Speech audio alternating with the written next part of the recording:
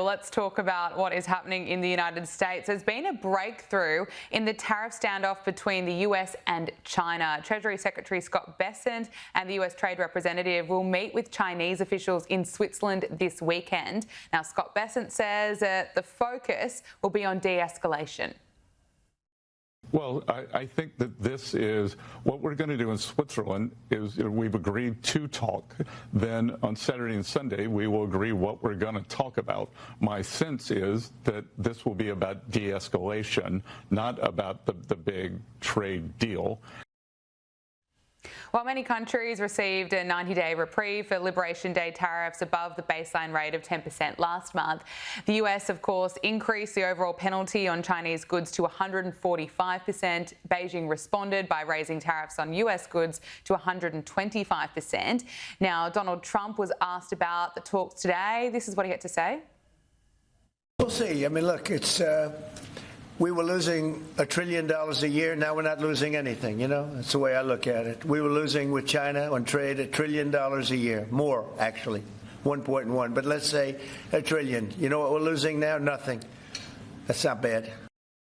Plenty of people, of course, want to see a fair deal made. What can we expect from this first meeting?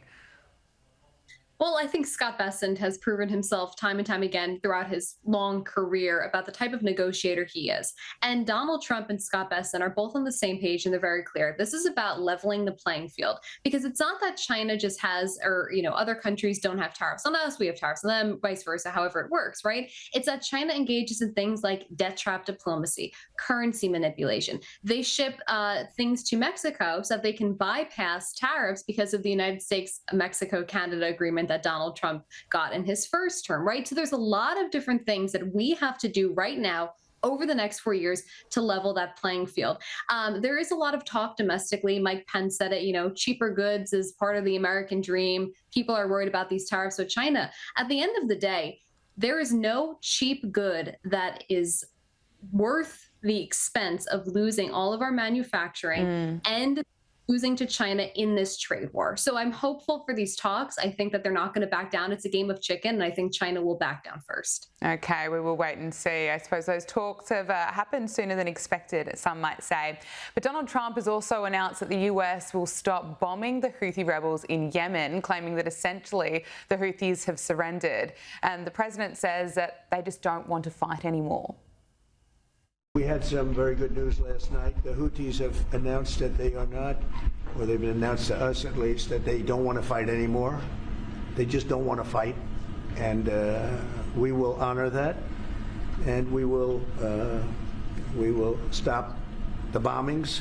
And they have capitulated, but more importantly, we will take their word. They say they will not be blowing up ships anymore. And that's what the purpose of what we were doing. So that's just news. We just found out about that. So as part of this ceasefire agreement, the Houthis have agreed to stop targeting shipping in the Red Sea. This is a significant announcement, and the president, of course, deserves credit for this. Oh, yeah, absolutely. Look, the Houthis, I believe it was December, they kind of issued their own moratorium, so to speak, on bombing. But the Biden administration had also been bombing. So this was a continuation. Donald Trump's administration comes in March, and they resume this bombing campaign because we needed to get to the point where the Houthis are outright saying, at least according to Donald Trump, we're not interested in this anymore.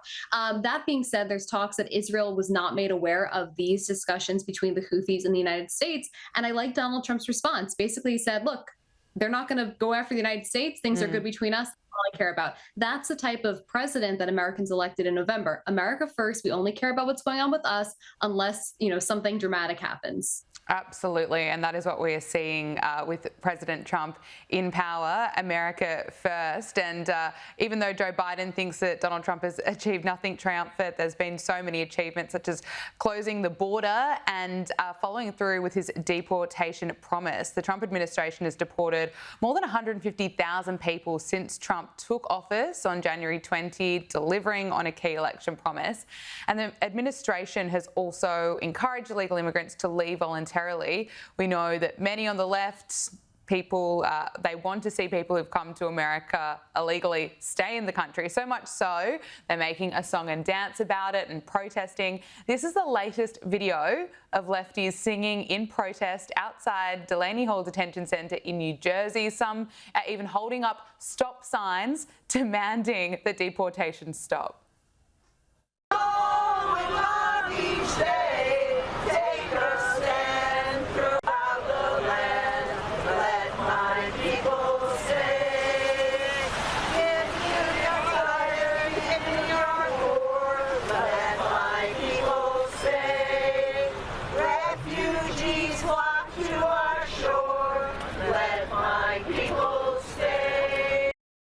Brianna, I have to get your reaction to that video, but this is what the Democrats want. Some of them, of course, not all, but they'd rather see people who entered the country illegally stay. Yeah, I'm curious to know how many illegal migrants each of those individuals singing actually are housing in their homes, right? Because at the end of the day, most people say they want XYZ, but they live cushy lives. It was the same when we had seen, 50 migrants bus to Martha's Vineyard, which is this very rich enclave. And within 48 hours, all the migrants were gone because it turns out rich Democrats who say they don't care about, or, we love immigrants, all that stuff, don't actually want illegal migrants in their community. And what's really concerning is the song, the message they were saying, let my people stay. Your people are the American people. Your people are not foreigners who come into this country. Some are on the terrorist watch list. Some come and murder young women running, right? They're not your people. Your people are the American people, and you should care about their safety and your sovereignty. Yeah, absolutely. And Brianna, anti-Israel activists have once again taken over elite universities. A group of masked anti-Israel protesters stormed Columbia University's Butler Library today, with reports of at least 2 people being injured and around 80 people were taken into custody, according to reports from the New York Post. But let's just take a look at what unfolded.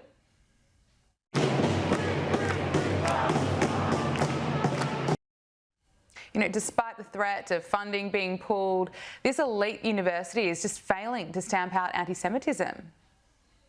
Yeah, it's interesting. I'm curious what will happen next, because I think part of their agreement with the Trump administration to keep federal funding included not allowing people to wear masks on campus. And we clearly see that there are individuals who have their face covered. So I'm curious whether that deal is in place right now and whether there will be severe repercussions. I also think this is indicative of the leadership at Columbia not taking seriously the Trump administration. So revoking their funding and federal funds should be an immediate tomorrow action, just to let them know that the Trump administration is serious, whether Columbia is or is not. Brianna Lyman, elections correspondent at the Federalist, thank you so much for your time. Thanks for having me.